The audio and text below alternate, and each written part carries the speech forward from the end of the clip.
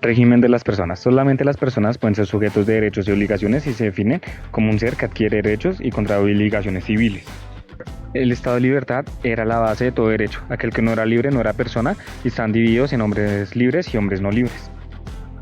El estado de ciudadanía significa que los ciudadanos se dividían en ciudadanos y no ciudadanos.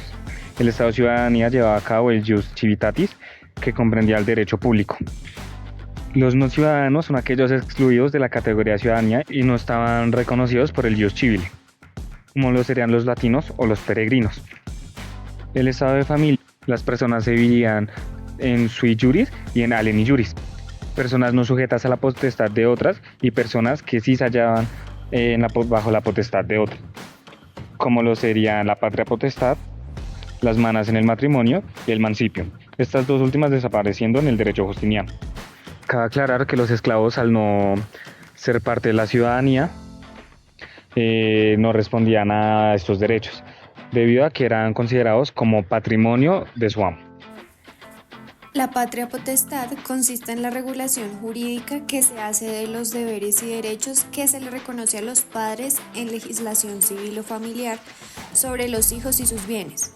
Implica el reconocimiento de los mismos con el fin de proveer a la protección y el desarrollo integral de los hijos menores.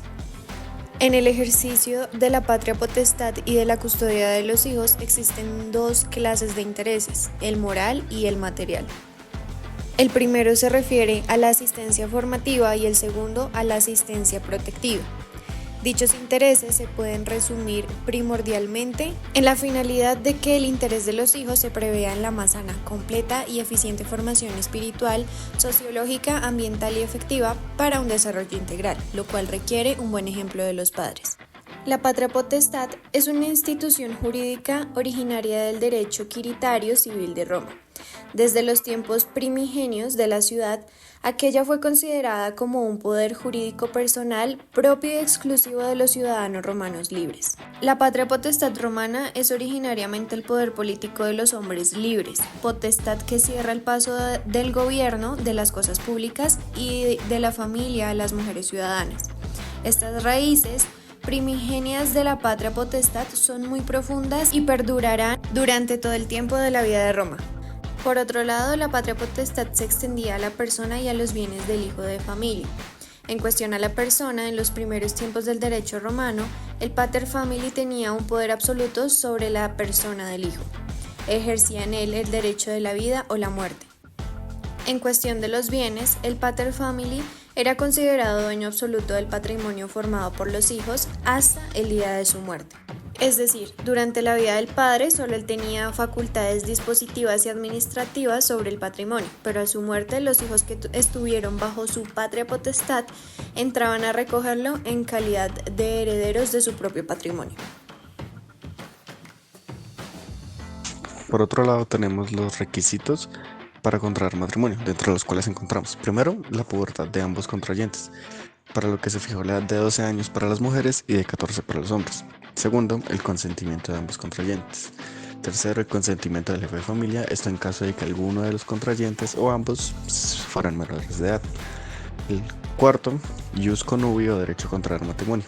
Este requisito dejó de tener importancia cuando se amplió este derecho a todo el imperio. 5. Estar libre de impedimentos como el parentesco de cierto rango o motivos de orden público. Luego tenemos los efectos del matrimonio. Respecto de los cónyuges, 50 personas, se imponía a ambos la obligación recíproca de fidelidad. Y en cuanto a los bienes, por lo que nunca existió alguna institución que regulara la sociedad conyugal, por regla general, cada cónyuge conservaba sus bienes propios. Respecto de los hijos o la descendencia, a aquellos nacidos del matrimonio se les daba la calidad jurídica de hijos y estos quedaban bajo la patria potestad del jefe de familia, no necesariamente el padre. Luego tenemos la disolución del matrimonio, teniendo como únicas causas la muerte de uno de los cónyuges, la pérdida de la libertad, la pérdida de la ciudadanía y el divorcio. Este podía efectuarse en dos modos distintos, por mutuo acuerdo o por voluntad manifiesta de alguno de los dos cónyuges. El matrimonio de los no ciudadanos, el concubinato y el contubernio. En el derecho romano, el matrimonio era la forma legítima y reconocida de unión entre un hombre y una mujer. Las mujeres casadas bajo el matrimonio tradicional pasaban a estar bajo la autoridad del esposo o del pater familias.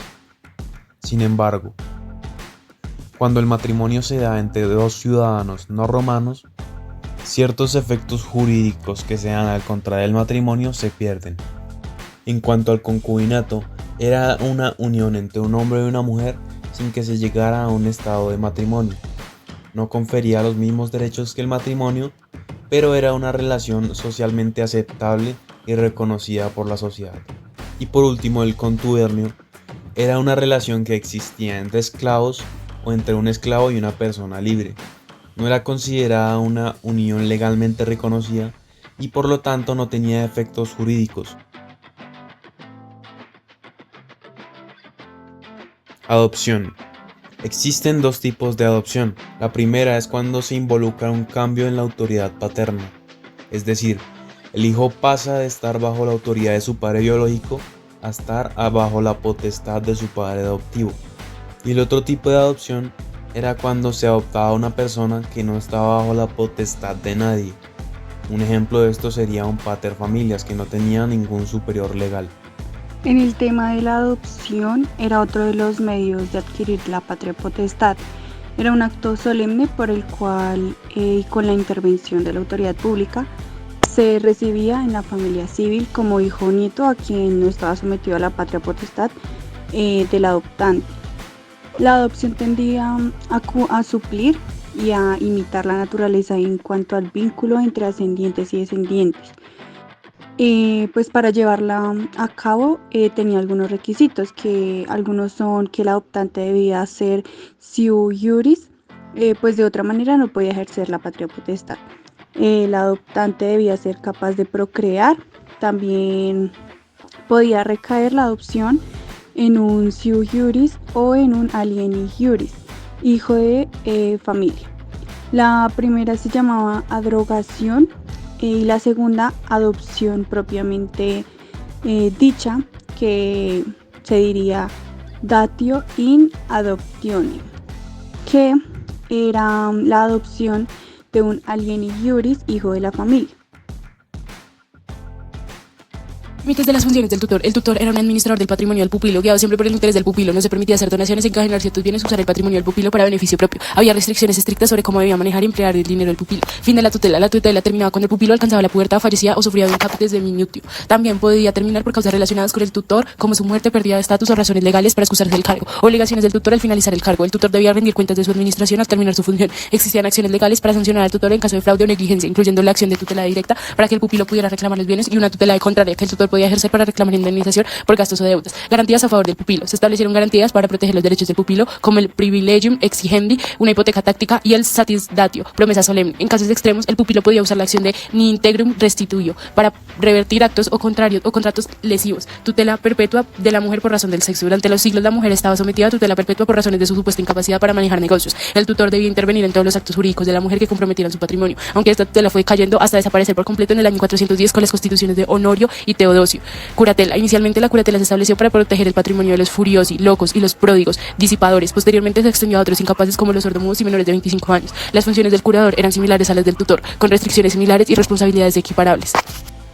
Ahora hablaremos sobre la tutela. Esta es una institución jurídica del derecho romano que protege a las personas incapaces de manejar sus propios asuntos, quienes son principalmente los menores de edad, denominados impúberes. Ahora, ¿cómo se lleva a cabo la tutela del impúber? Esta se aplica a menores de 14 años, quienes requieren un tutor para gestionar sus bienes y representar sus intereses. Esta se presenta en tres tipos. La primera es la tutela testamentaria, designada por el testador en su testamento, quien elige al tutor para el menor en caso de su fallecimiento. También tenemos la tutela legítima, establecida por la ley en ausencia de un testamento, designando a familiares cercanos del menor según un orden legal. Y por último tenemos la tutela dativa, nombrada por un magistrado cuando no existe tutor testamentario ni legítimo para garantizar la protección del menor. Estos tutores tienen unos requisitos. Los primeros son las incapacidades y excusas, ya que no pueden ser tutores personas con incapacidades legales como menores de edad, esclavos o aquellos con antecedentes de mala conducta. También tenemos las modalidades previas, ya que los posibles tutores deben cumplir con los requisitos legales y pasar verificaciones para asegurar su aptitud para el cargo. Ahora, ¿cuáles son las funciones del tutor? Tenemos tres. La primera es la gestión de bienes, ya que deben administrar los bienes del menor con prudencia y eficacia. Tenemos la representación legal, ya que deben actuar en nombre del menor en cuestiones legales y contractuales. Y por último, la protección y cuidado, ya que deben asegurar el bienestar y la educación del menor, garantizando su desarrollo adecuado. Curaduría del pródigo o disipador. Los pródigos disipaban sus bienes procedentes de la sucesión ab intestato del padre o abuelo paterno, declarándose en interdicción colocándolos bajo la tutela de sus agnados. El curador del pródigo debía tomar a su cargo los actos que comprometieran su patrimonio. Curatela de los menores de 25 años. Podían pedir curadores generales permanentes mientras durase aquel periodo de su edad, sin embargo el adulto menor ya era considerado civilmente capaz. Venia aetatis. Podían cesar la curatela si demostraban suficiente juicio para actuar por sí solos en la vida civil. Capitis deminutio. Es la pérdida de libertad o ciudadanía o una transformación de la personalidad civil desde el estado de familia. Está dividido en capitis deminutio máxima, que es la pérdida completa de la personalidad civil, capitis deminutio media, que es la desmejora de la condición jurídica y social de la persona, y capitis deminutio mínima, que es la transformación del estado civil en orden a las relaciones de familia, lo que producía la extinción de las relaciones jurídicas inherentes al estado que desaparecía. Y por último, de las personas morales, que vendrían siendo las personas jurídicas, en donde radicaban entidades públicas o privadas y tenían un patrimonio propio. También se les decía universitas.